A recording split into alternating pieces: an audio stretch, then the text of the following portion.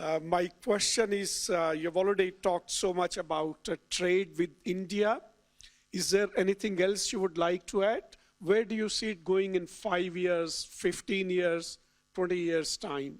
Well, I see it, as I set out, that it will encompass more and more of the trade that occurs between Australia and India.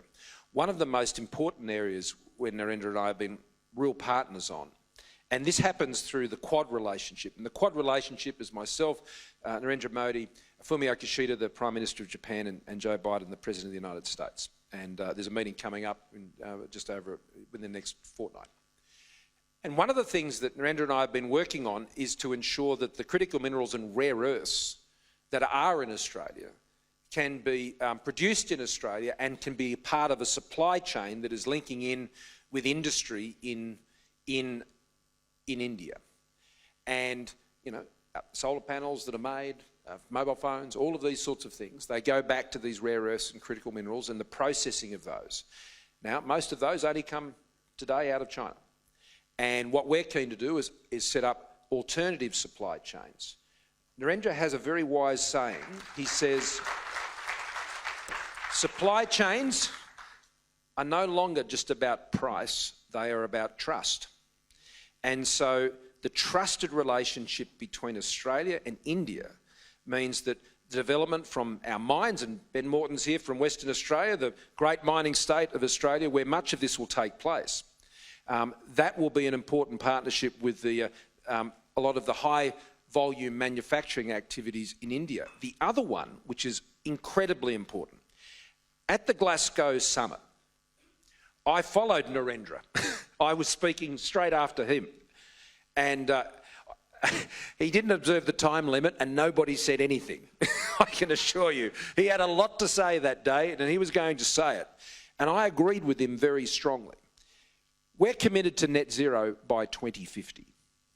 And we will get there by developing the technology. We're investing $22 billion in the technology that will transform economies over the next 30 years, which will see that achieved. And that is possible. Development of hydrogen and clean hydrogen in particular, carbon capture, use and storage, all of these technologies critical to us meeting our global targets. But one of the things that Narendra often says is that, well, we're still developing our country.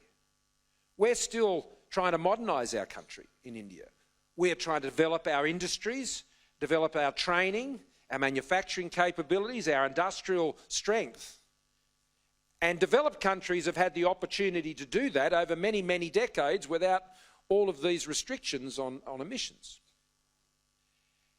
And so we see our role in this partnership of not achieving net zero by 2050 by putting sanctions and controls on countries, but by working together to ensure the technology they need to transform their economies is commercial, is affordable, and can be delivered at scale. Once you do that, if we can solve the climate change challenge for India, then we solve it for the world. It's not enough, yeah, thank you. It's not enough to solve it in Australia. We could reduce our emissions to zero. And in the United States, they've said the same thing. The United States could reduce their emissions to zero. But if in the many other countries of the world their emissions continue to rise, we'll make no progress. Now, I know Narendra does want to make progress. And I know he's very keen on it. That's why one of the key issues in our partnership is our clean energy partnership. And so when we crack the hydrogen challenge, and we can produce hydrogen at $2 a kilo, and we can then deploy that technology at scale in countries like India, but also Indonesia, in Vietnam, in Malaysia, then Australia will be in a position to enjoy great success because we're solving the problem, not assigning the blame. And this is how you solve climate change.